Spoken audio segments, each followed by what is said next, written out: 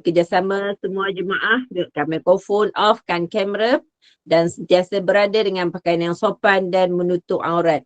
Assalamualaikum warahmatullahi wabarakatuh dan salam sejahtera kepada yang berbahagia Al-Fadhil Ustaz dan semua jemaah sahabat jannah yang menghiasi taman-taman syurga pada pagi ini.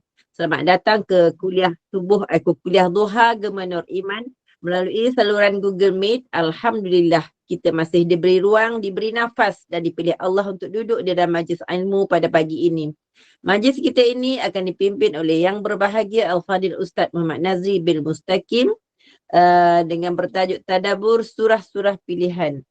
Majlis ini anjuran Gema Nur Iman di bawah pimpinan yang berusaha Puan Rosniati binti Mansur dengan dibantu semua barisan AJK GNI. Bagi memulakan majlis dengan rendah hati mohon jasa baik Ustaz memimpin Ummul Kitab dan kita hadiahkan kepada Rasulullah sallallahu alaihi wasallam, keluarganya dan para sahabatnya, juga kepada kedua ibu bapa kita dan seterusnya semua muslimin dan muslimat di dunia dan di akhirat. Al-Fatihah.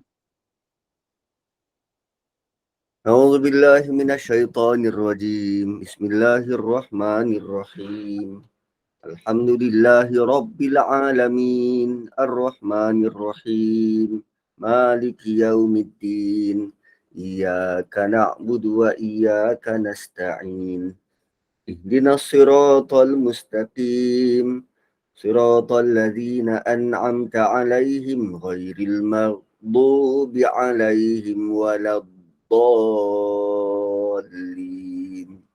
آمين. Amin amin ya rabbal alamin. Untuk meneruskan majlis, saya dengan penuh ta'zim menyerahkan majlis ini kepada Al-Fadhil Ustaz. Dengan segala hormatnya dipersilakan Ustaz.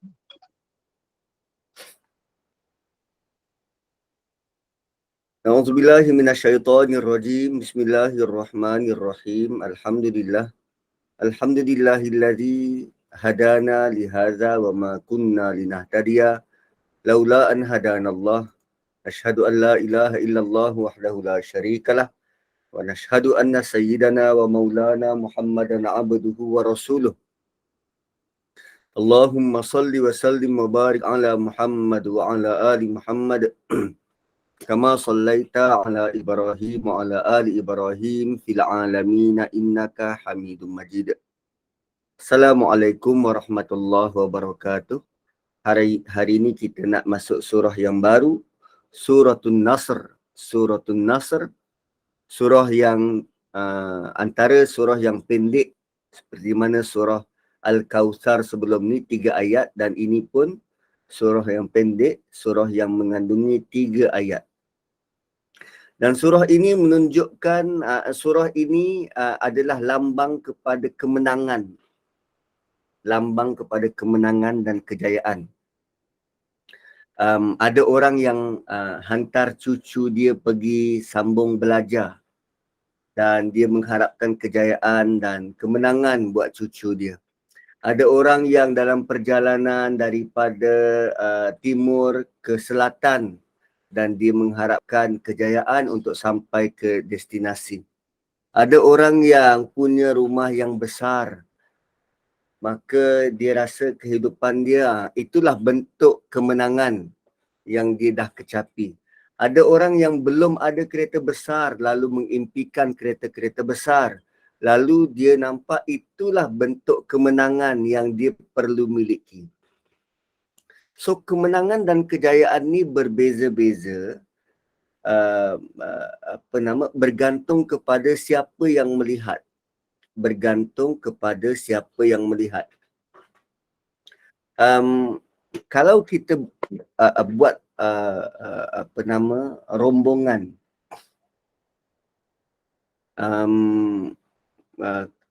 kelab kita ni naik bas berjalan, katalah kita berjalan ke Kuala Lumpur. Kita berjalan ke Kuala Lumpur melalui Bukit Tunku. Kan bas tu berjalan melalui Bukit Tunku. Lalu kita nampak rumah-rumah di sekitar Bukit Tunku tu yang tak masuk akal bentuk rumahnya. Kan pernah pergi kan Bukit Tunku. rumah-rumah dekat situ tu. Ni saya share. Rumah-rumah bentuk macam ni, kan? Rumah yang macam ni, nampak rumah macam ni. Dan kita berjalan pula, kita bawa rombongan budak sekolah. Kalau kita tanya kepada budak sekolah tu, adakah owner rumah ini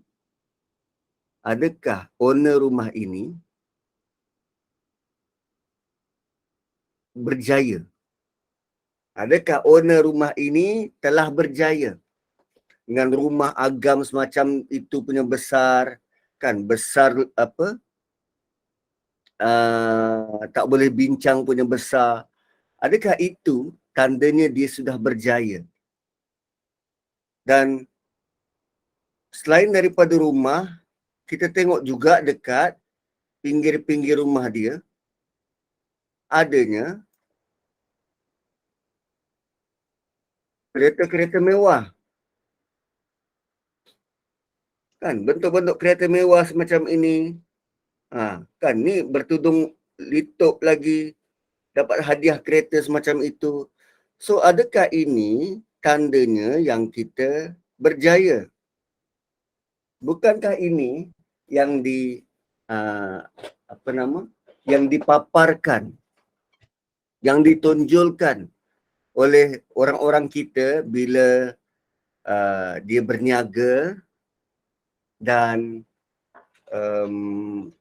dapat pulangan yang lumayan, maka dia nak tunjuk pada orang tanda dia berjaya adalah dengan rumahnya yang besar dan kenderaan-kenderaan yang mewah. So, dalam surah ini nanti kita nak tengok berjaya tu bagaimana. Berjaya tu bagaimana, atau apa nilai kejayaan yang kita perlu tahu. Bila kita tahu nilai kejayaan, maka kita akan terus memburu tanpa lelah. Kita akan terus memburu tanpa lelah. Kalau kita lihat hero-hero dalam agama, kan? Hero-hero dalam agama. Siapa hero dalam agama kita? Para nabi dan rasul. Para nabi dan rasul. Seperti mana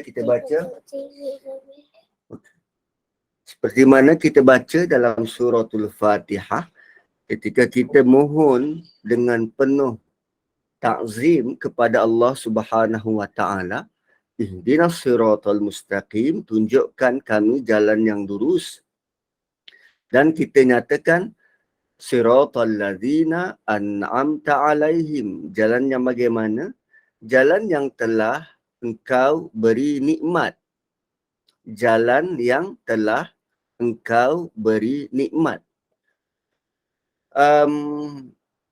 Itu satu pernyataan yang sangat powerful supaya kita dapat realign bentuk kejayaan yang kita nak. Ayat itu kata, jalan yang telah engkau beri. Pertamanya, kejayaan ini adalah kurniaan dari Allah. Bila dia kurniaan dari Allah, kita perlu ikut standard Allah untuk capai kejayaan tu. Ikut standard. Apa yang Allah kata berjaya, itulah standard berjaya. Kan? Okay. Dan kemudian Allah kata telah beri, an'amta. Telah beri. Okay? An'amta, telah beri. So, telah beri ini maksudnya orang tu sudah pun berjaya. Okay? Orang tu sudah pun berjaya. Allah dah beri pun kejayaan buat dia. Kalau kita kata saya ambil SPM, adakah wajar untuk saya bertanya kepada jap ya, jap. Ada incoming call.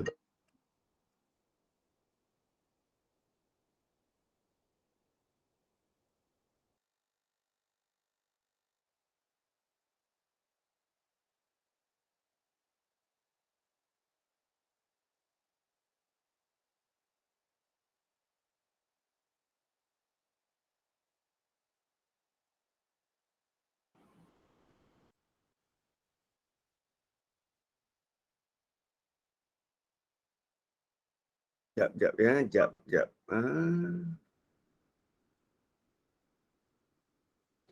Okey.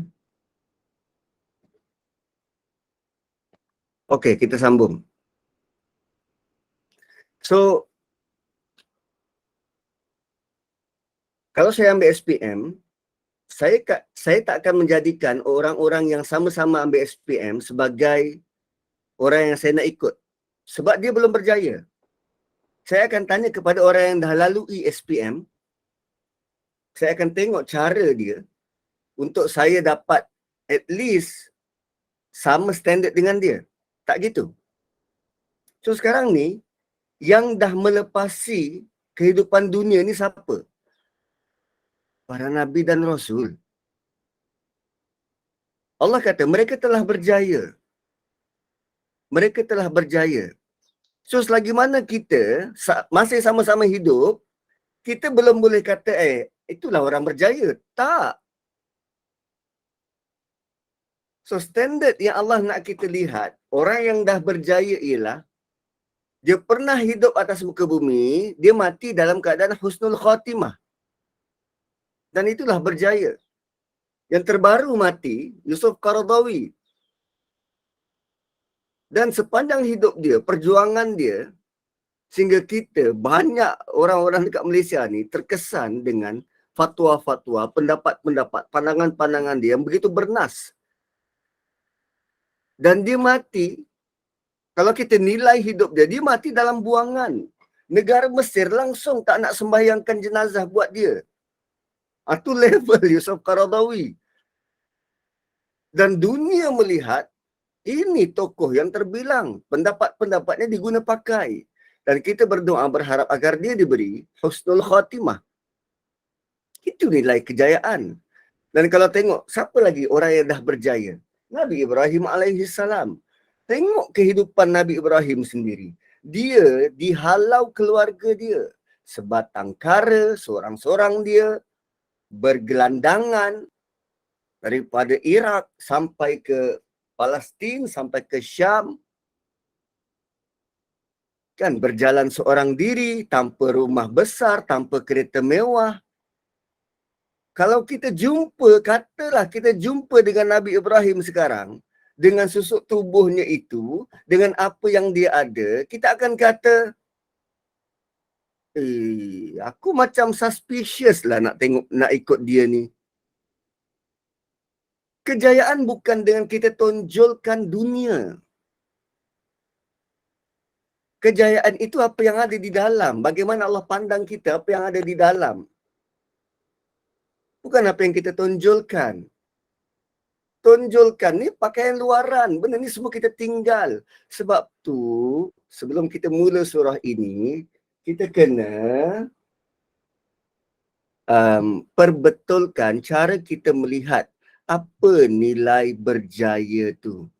Apa nilai kemenangan itu. Ada orang yang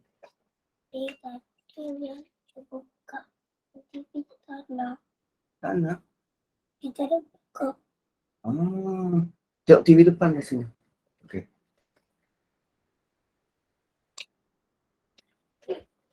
Ada orang yang bila dia salah menilai, maka dia akan target dan kejar benda yang salah. Bila salah menilai, dia akan target dan kejar benda yang salah. lalu seluruh tenaganya, perhatiannya, tumpuannya kepada benda yang salah. Itu kan sia-sia, tuan-tuan. Sia-sia. Kalau saya bagi pilihan kepada tuan-puan, nak naik kereta semacam ini ke, yang kena bayar maintenance, roteknya bagai, minyaknya, atau nak naik buruk. Nak naik kereta semacam ini atau nak naik buruk. Satu kenderaan yang Allah pernah sediakan untuk Nabi SAW. Naik tu tak perlu pakai baju keselamatan. Tak perlu takut aksiden. Tak perlu maintain. Tapi dia punya kecepatan selaju cahaya.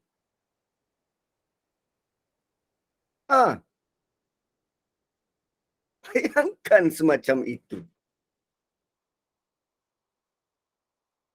Dan lebih hebat daripada itu, tuan-puan, kerana kita hidup dekat dunia yang, berkali-kali saya cuba bawakan idea ini supaya kita tak terikat sangat dengan dunia ni.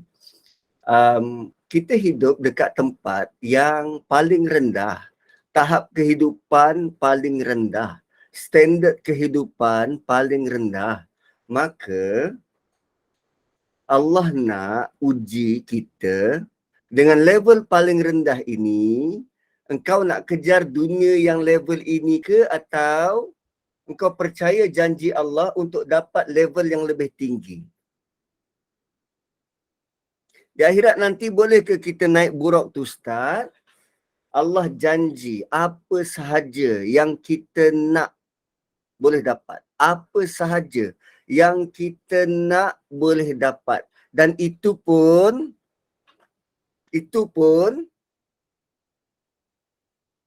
itu baru first stage masuk syurga.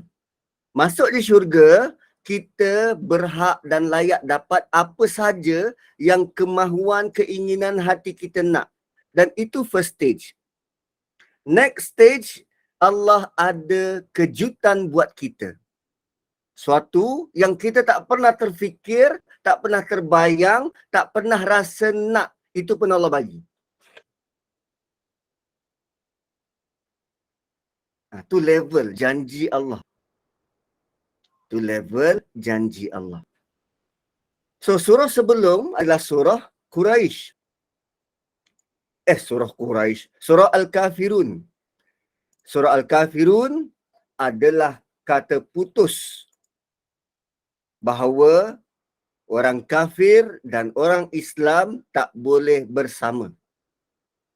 Satu peristiharan, permusuhan dengan mereka.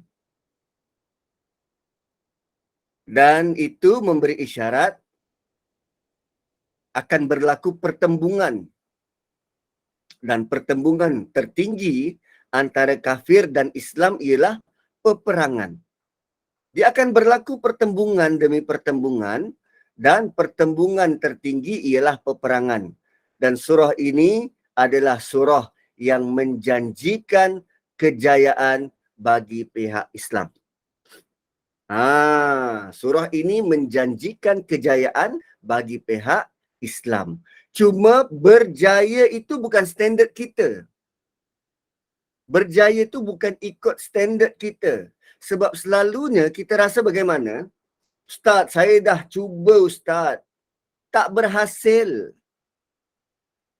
Bila kita kata tak berhasil, kerana kita melihat dengan mata, tak nampak seperti mana hasil yang kita nak, tapi kita tak sedar sepanjang kita berusaha itu, Allah sudah pun beri ganjaran, pahala untuk kita tuai dekat akhirat. Kita je rasa benda tu tak berjaya, tak berhasil. Contohnya bila kita buat kelas-kelas semacam ini, kan? Bila kita buat kelas-kelas semacam ini, ada kalanya kita melihat yang datang tu, yang menonton tu 50 orang.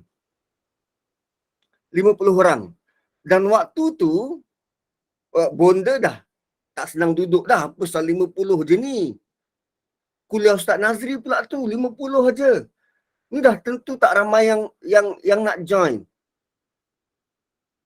Adakah itu penanda aras bagi kita untuk kita kata bahawa kelas kita itu gagal, tak berhasil.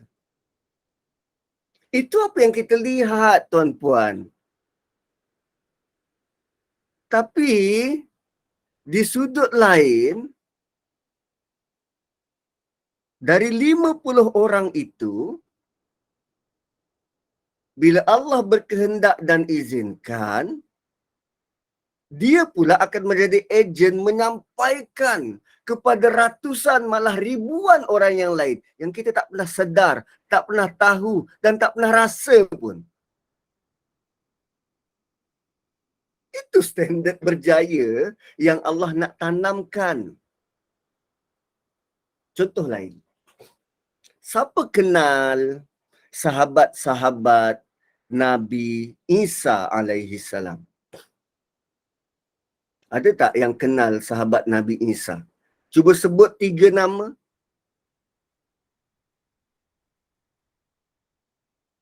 Cuba sebut 3 nama sahabat Nabi Isa. Ada yang kenal? Atau sebut 3 nama sahabat Nabi Musa. Ada yang kenal? Tak ada kan? Tapi dekat hujung surah Saf,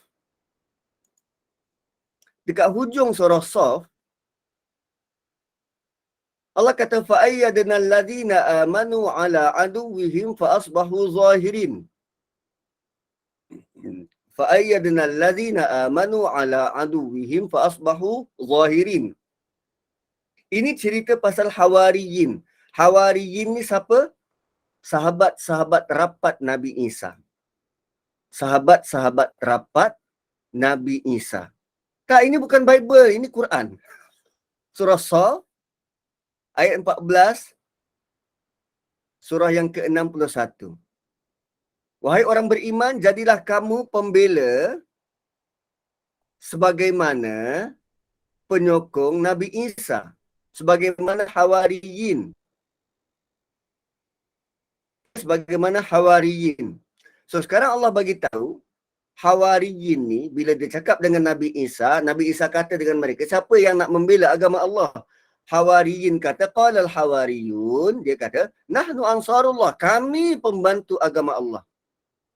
Kita akan baca suratul Nasr, kami bantu agama Allah. Kami nak menang dengan agama Allah. Kami bantu agama Allah. Dan kalau diorang ni sebagai hero kepada agama yang dibawa legasi Nabi Isa, dah tentu mereka ni menjadi orang terkenal. Kan? Hero-hero Abu Bakar, Umar yang bersungguh terkenal. Tapi siapa yang kenal mereka? Fa'ayyadna alladhina amanu ala aduwwihim fa'asbahu zahirin. Allah kata apa? Lalu kami beri pertolongan kepada orang-orang beriman, Hawariyin, untuk mengalahkan musuh, maka menjadilah mereka orang-orang yang menang. Mereka menjadi orang yang menang. Sekarang ni, ikut standard siapa yang sebut menang ni? Standard Allah. Kita tak kenal pun mereka ni. Malah sejarah hidup mereka disembunyikan oleh orang Rom. Mereka ni Bani Israel. Mereka ni dibunuh satu persatu oleh tentera Rom.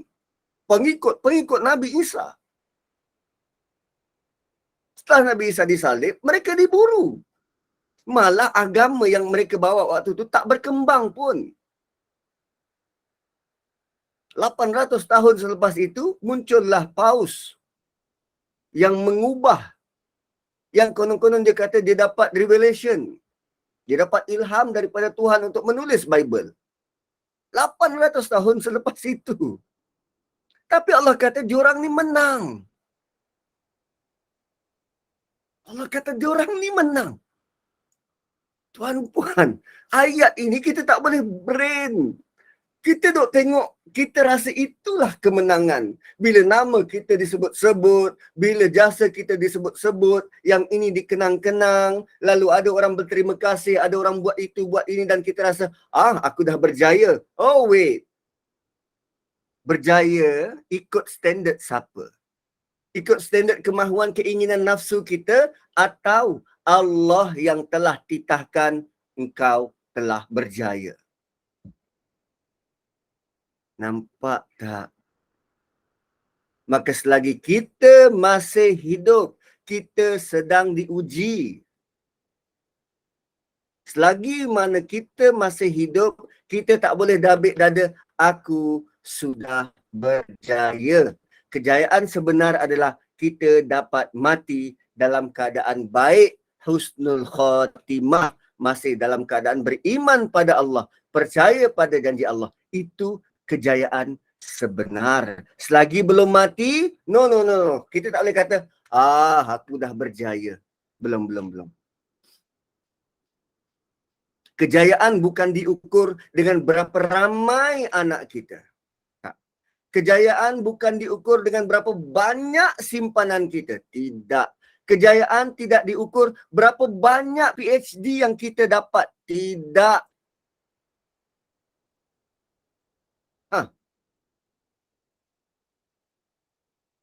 Habis macam mana nak mengukur kejayaan? Tak, itu bukan tugas kita nak ukur kejayaan.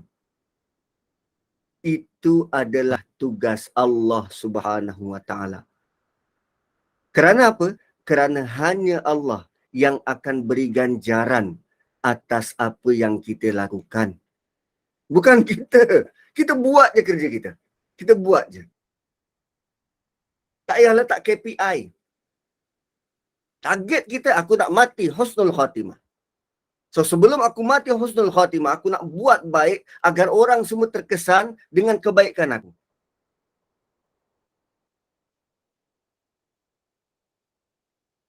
So, kalau Kak Rohana tak ada kereta besar, Kak Rohana tak akan rasa, aku belum berjaya. Kalau saya tak ada rumah besar, masih tinggal dekat flat, saya tak akan rasa, aku belum berjaya. Masing-masing akan terus termotivasi untuk jadi manusia paling berharga, paling berguna, paling boleh membantu masyarakat. Sebab nak mati dalam keadaan baik. Setiap orang ada peluang untuk menang dan berjaya. So, nampak tak? Itu lebih besar. Ada tak cara atau tanda Allah mak kita sebagai seorang yang berjaya? Tak ada. Tak ada. Umar sendiri khawatir. Umar, dia sendiri khawatir. Sebab kadang kalau kita rasa cara atau tanda atau mak yang kita ni berjaya, berdasarkan mungkin hidup kita mudah, mungkin hidup kita senang, Umar sendiri pernah rasa khawatir dan takut. Takut kalau aku hidup senang ini, inilah saja nikmat senang yang Allah beri di dunia. Dekat akhirat nanti aku susah.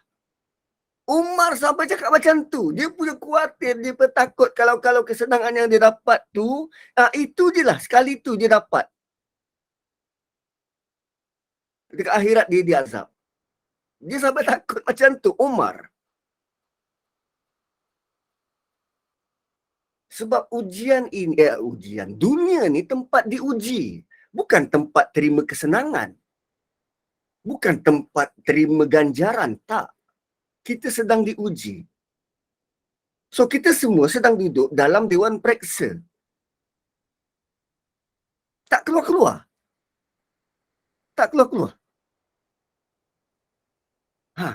Kita dalam dewan periksa ni.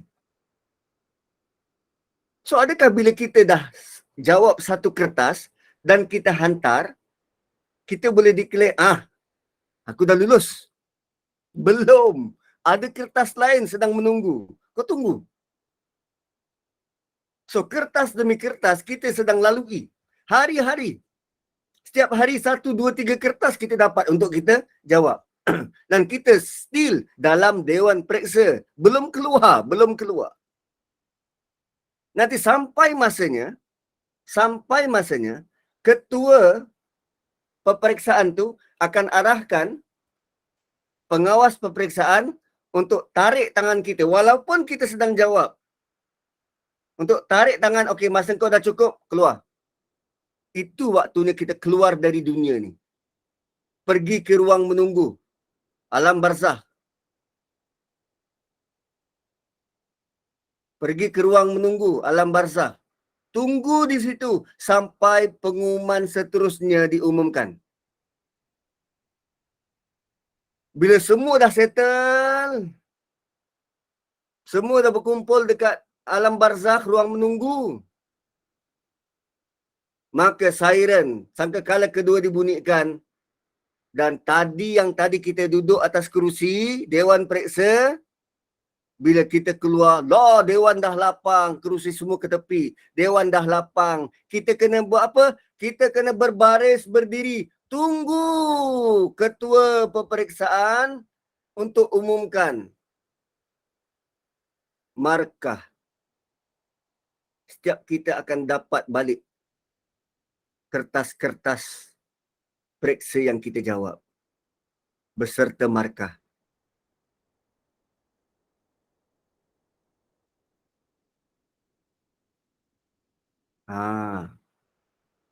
Ui, dahsyat tuan-tuan.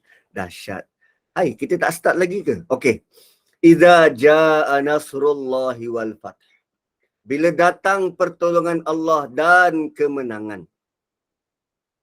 Idza jaa nasrullahi wal fath. Bila datang bantuan pertolongan Allah. So idza oh okey, sebelum tu ada satu kisah. Tentang surah ini.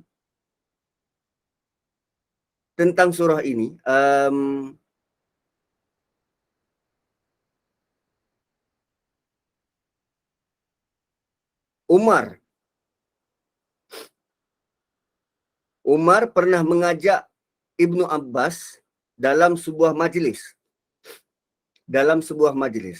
Tuan-puan, Abbas ni pakcik Nabi. Abbas ni pakcik Nabi. Abdullah bin Abbas adalah sepupu Nabi. Abdullah bin Abbas ialah sepupu Nabi. Dan sepupu Nabi waktu Nabi hidup, Abdullah bin Abbas ni masih kecil. Lalu setelah Nabi wafat, berganti khalifah, sampailah pada Umar.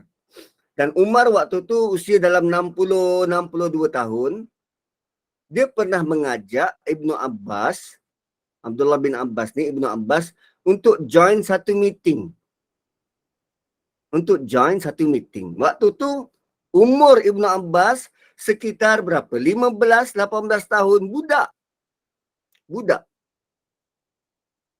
So, bila Umar yang panggil meeting, dah tentu dia punya ahli-ahli meeting ni adalah sahabat-sahabat besar, tua dan terkemuka.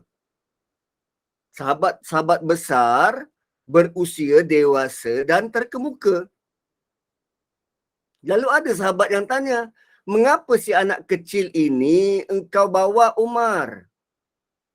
Kami juga ada anak-anak seperti dia. Ialah meeting, katalah, meeting kabinet. PM bawa, ada seorang budak muda. Tingkatan 3, tingkatan 4, 15, 16 tahun. Masuk meeting sekali. Ahli kabinet yang lain, sebelum buka majlis, dia tanya PM, Sir, apa pasal bawa budak 15 tahun ni? Dia ni siapa? Yelah, kami kenal dia Abdullah bin Abbas, tapi dia ni siapa? Kami pun ada anak. Ini meeting orang besar. Lalu Umar jawab, begitulah yang kalian tahu. Begitulah, seperti itulah yang kalian tahu. So dalam bentuk tak apa, biar dia join. So satu hari, ini versi Ibnu Abbas, dia cerita, satu hari Umar mengundang mereka dan mengajakku bersama mereka. Seingatku Umar tidak mengajakku saat itu selain untuk mempertontonkan kepada mereka kualiti keilmuanku. Ibnu Abbas kata Umar tidak mengajak kecuali Umar nak bagi tahu, nak tunjuk pada kawan-kawan dia yang lain, pada sahabat-sahabat yang lain, level dan kualiti ilmu Ibnu Abbas. Lalu Umar bertanya, apa komen kamu tentang surah An-Nasr? Dia tanya pada sahabat yang lain. Dia tanya pada sahabat yang lain, apa komen korang tentang surah An-Nasr? Surah ni lah, idza jaa nasrullahi wal fath. Lalu sebahagian daripada sahabat-sahabat memberi respon, oh ayat ini setahu kami kita diperintahkan agar memuji Allah dan minta ampunan kepadanya ketika kita diberi pertolongan dan diberi kemenangan. Sebahagian lagi bagi komen, kalau kami tak tahu atau bahkan tak ada yang berkomen sama sekali. Ada yang kata, oh aku tak tahu. Ada yang langsung tak bagi komen. Tapi rata-ratanya memberi komen tentang zahir ayat. Surah ini perintah agar agar memuji Allah dan minta ampunan darinya ketika kita diberi pertolongan. Lantas Umar bertanya kepadaku, wahai Ibnu Abbas, beginikah kamu melihat tafsir ayat tadi? Maka jawab Ibnu Abbas, tak. Lalu bagaimana pendapatmu? Tanya Umar. Ibnu Abbas menjawab, surah ini adalah petanda wafatnya Nabi sallallahu alaihi wasallam sudah dekat. Allah bagi tahu melalui ayatnya jika telah datang pertolongan Allah dan kemenangan. Idza jaa nasrullahi wal fath, itu bererti penaklukan Mekah dan itulah tanda ajalmu. Kerananya bertasbihlah dengan memuji Tuhanmu dan mohon ampun, sungguh dia menerima taubat. Tuan-puan, surah ini adalah tentang kewafatan Nabi. Allah dah bagi tahu siap-siap pada Nabi. Engkau dah menang, tiba masa untuk engkau kembali. Maka sebagai persediaan nak kembali itu, maka bertasbih dan memuji Allah serta minta ampun.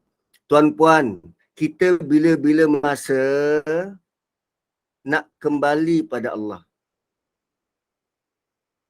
maka jangan tunggu bila dah sangat dekat baru nak bertasbih dan mohon ampun.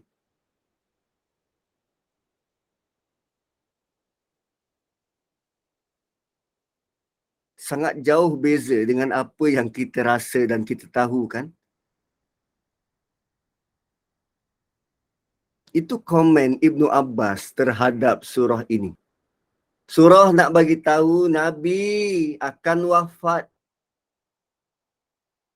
Dan tatkala itu semua sahabat terkedu dan terdiam. Sebab kalau kita kata saya dah berjaya. Okay? Kalau kita kata saya dah berjaya. So, kalau dah berjaya dunia, engkau tunggu apa lagi? Matilah supaya dapat ganjaran ke akhirat. Tak gitu.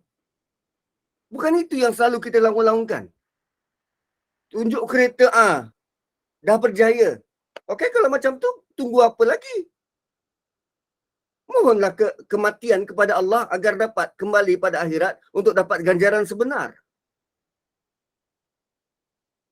Nampak tak? Dunia ni bukan kejayaan. Tak. Yang kita kata berjaya itu, ni, Nasrullah, bantuan dari Allah. Wal fath. Sebab lazimnya, bila kita kata kita berjaya, langsung menafikan ini pertolongan, bantuan, pedoman, panduan dari Allah. Semua tentang kita dan kita dan kita. Wih, teruk sangat kita ni.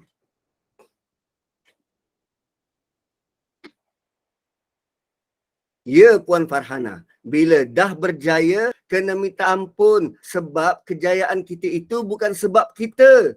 Kerana bantuan dari Allah. Minta ampun kalau kita ni syok-syok sendiri, declare dan perasan yang itu semua atas hasil usaha kita. Sedangkan tidak. Allah yang bagi. Allah yang bagi.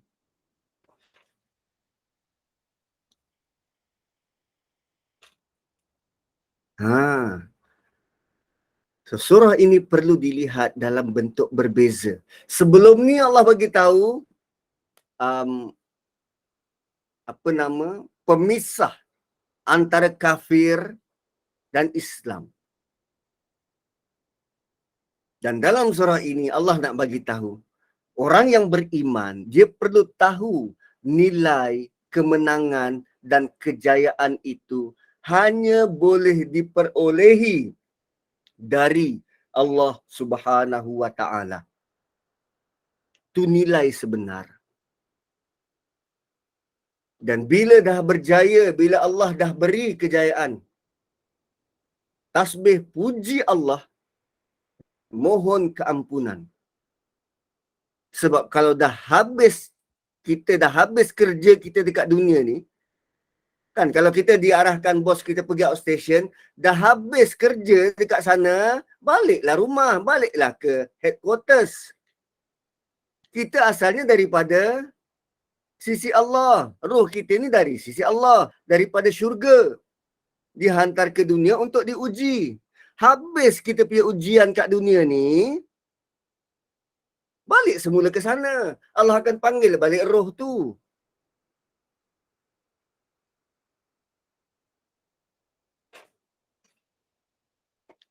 Begitu.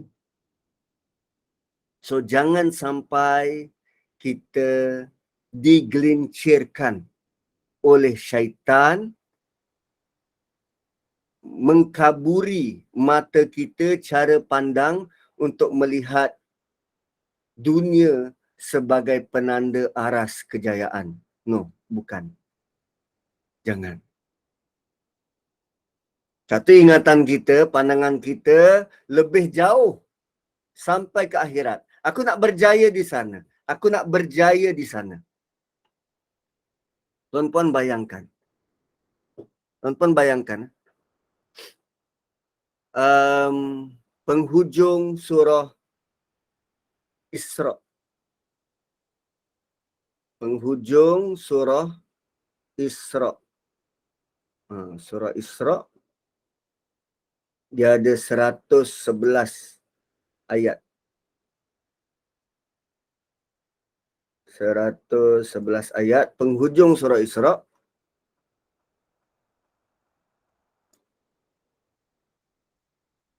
Sekejap.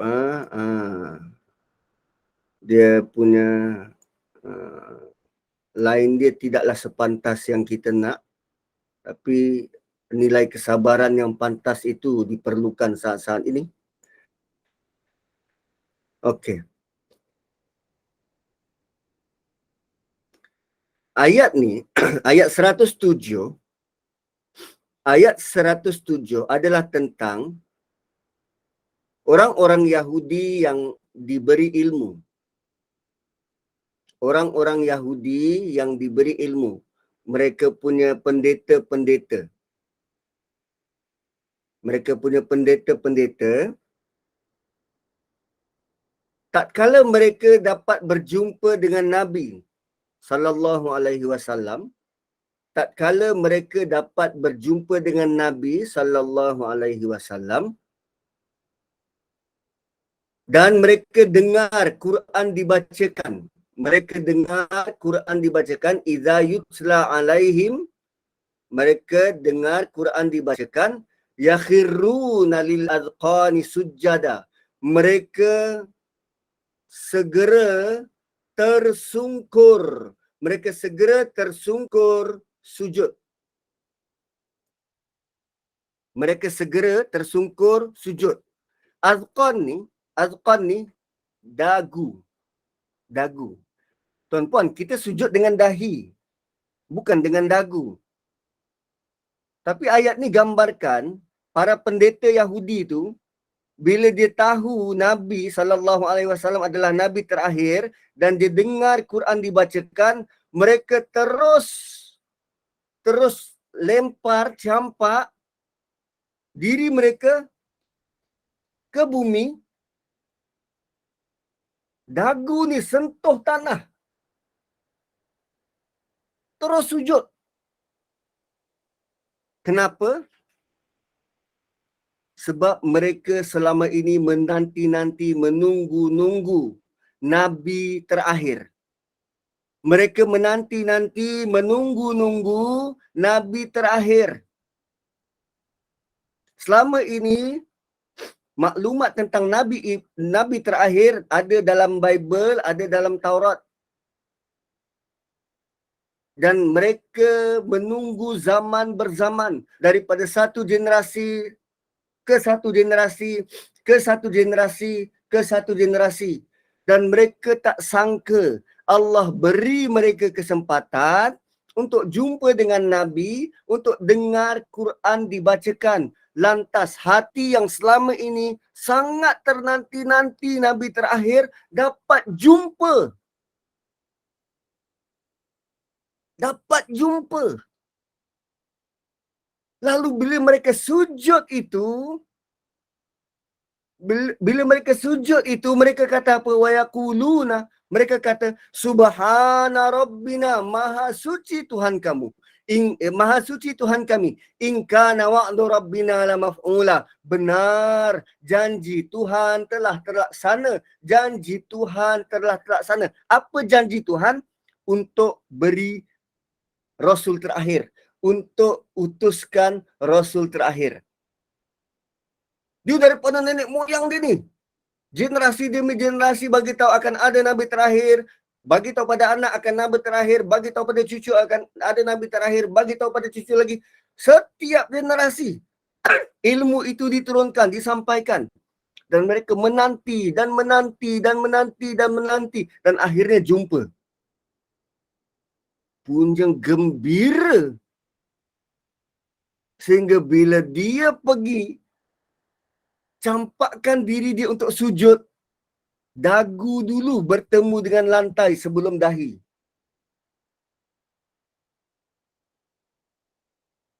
Dan sekarang saya nak tuan-puan imagine satu lagi scene.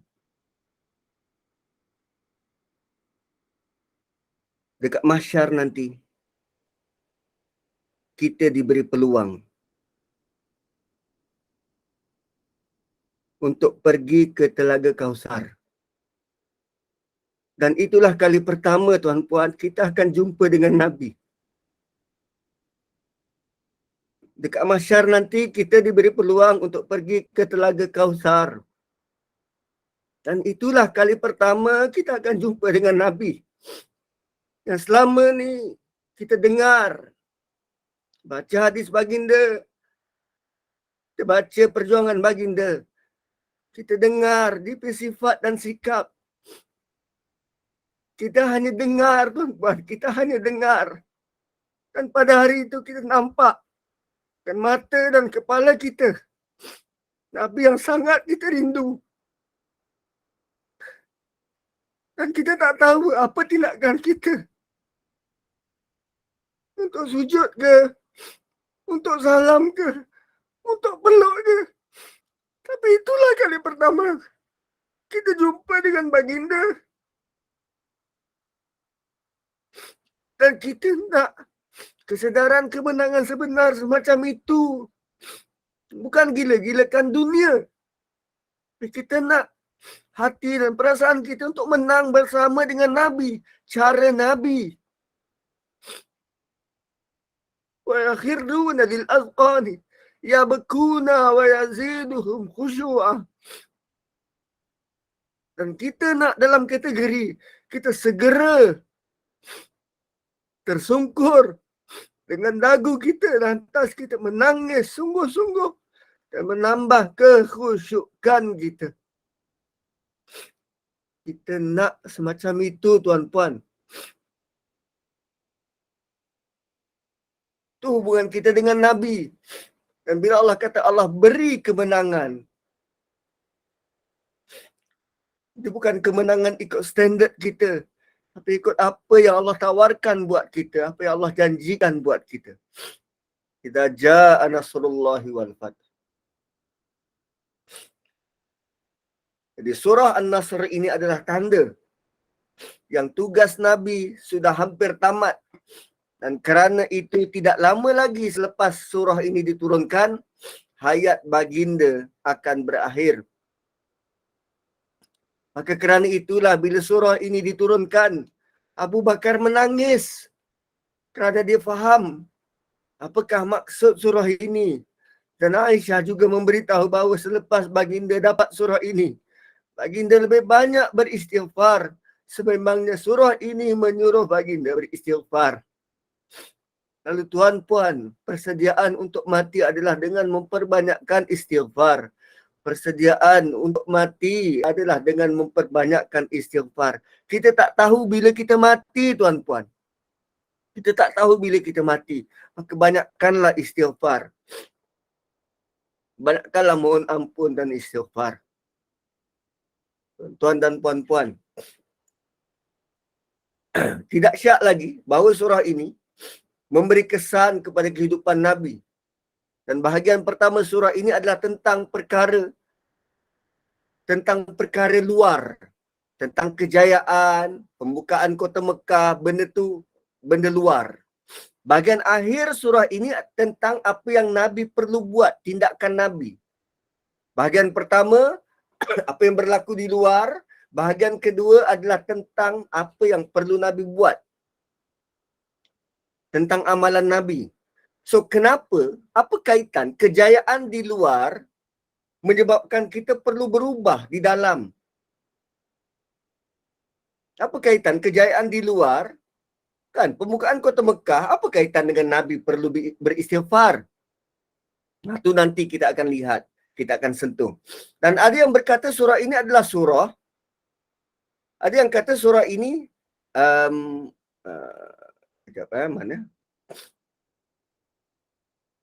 Ada yang kata surah ini adalah surah Madaniyah. Ada yang kata tak, ini surah Makkiyah. Kalau ia diturunkan di Mekah, bagaimana pula jawapan Ibn Abbas yang telah disebut sebelum ini? So, bukankah ini sebagai petanda yang mereka akan dapat menakluk Mekah?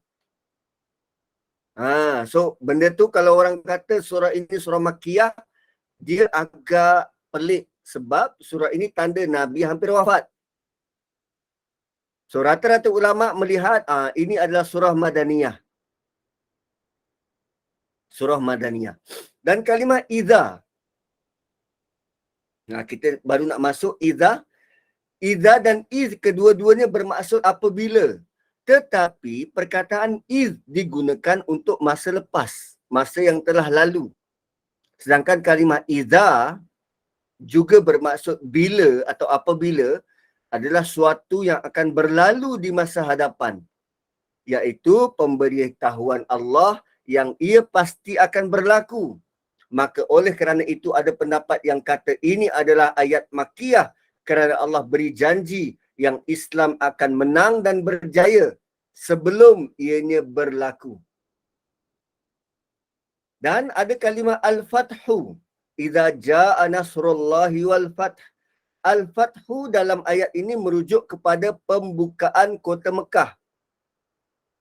Dan ia berlaku pada tahun kejayaan, ia adalah tahun kejayaan kepada Islam kerana ramai wakil dari luar yang datang bertemu Nabi dan mereka bawa agama Islam kepada masyarakat mereka. Sejak itu ramai yang masuk Islam secara beramai-ramai. Beramai-ramai. Tuan-puan, setelah kota suci Mekah dibuka, sebelum kota suci Mekah dibuka, yang masuk Islam sorang-sorang. Seorang datang jumpa dengan Nabi, syahadah. Kemudian datang lagi seorang jumpa dengan Nabi, syahadah. Sorang-sorang. Sepanjang Nabi berada di Mekah, ada sekitar 188 orang yang Islam dan beriman. 188 orang. Berada di Madinah, bertambah sedikit. Tentera pertama 313. Ekspedisi kedua 700 orang yang beriman. Asalnya 1,300 patah balik 700 orang. Sewaktu Khandak 3,000 orang. So sepanjang itu seorang-seorang datang beriman. Seorang-seorang. Tapi setelah Nabi menguasai kota Mekah,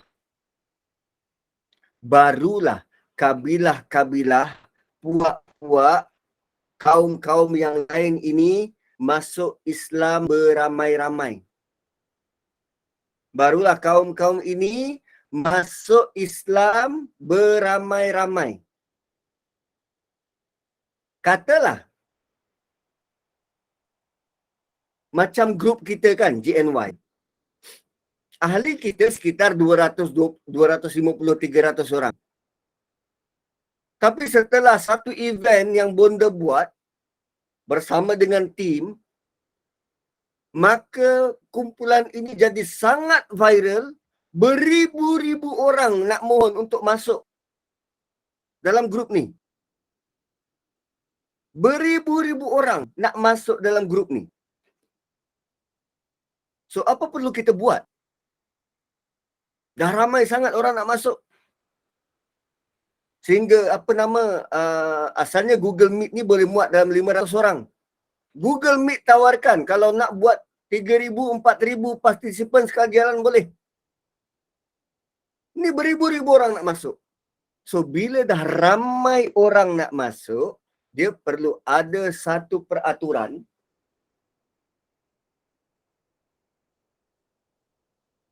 Satu peraturan untuk menjadi standard kepada semua orang dengan standard nilai dan code of conduct tertentu. Satu, selepas daripada pembukaan kota Mekah, surah yang turun ialah surah Hujurat. Yang kita dah lalui, surah Hujurat. Yang sebut tentang undang-undang, tata cara, sains sosial. So, ramai orang masuk ni. Ramai orang masuk. Lalu Allah bagi standard orang beriman ni macam mana perangai dia. Apa yang dia perlu buat. Sebab bila dah ramai, kalau tak ada undang-undang, yang ramai ini akan kacau bilau. Yang ramai ini akan menjadi bom jangka. Sebab yang masuk tu berbeza latar belakang, berbeza budaya, berbeza fahaman. Dan dalam surah Hujurat, Allah tegur secara langsung. Orang yang baru masuk Islam mengaku aku dah beriman. Allah kata tak. Jangan kata engkau dah beriman. Katakanlah aku sudah Islam. Qulu aslamna. Katakanlah engkau sudah Islam sebab engkau belum diuji. Sampai macam tu. So, selepas pembukaan kota suci Mekah, barulah para sahabat kenal ada satu lagi gelaran. Sebelum tu gelarannya ialah sama ada kafir atau mukmin. Sama ada kafir atau mukmin. Setelah pembukaan kota suci Mekah, bila turun surah Hujurat, Allah perkenalkan kepada para sahabat gelaran ketiga. Sama ada kafir, muslim atau mukmin. Begitu. So, perkataan Islam, Muslim digunakan selepas surah Hujurat turun. 2 tahun sebelum Nabi wafat. Okay. Dan Ayat pertama, idza jaa nasrullahi wal fath. Kembali kepada moderator, kita akan sambung lain kali. Barakallahu li wa lakum. Assalamualaikum warahmatullahi wabarakatuh. Assalamualaikum warahmatullahi wabarakatuh. Alhamdulillah, alhamdulillah. Syukur kita pada Allah dalam surah ini tentang kemenangan. Surah ini memberitahu tentang akan wafatnya Rasulullah, ya Allah. InsyaAllah. Bila berjaya denganlah lalai dan jangan lupa kejadian itu dari Allah bukan dari kita. Bila dah berjaya mohon ampun dengan Allah.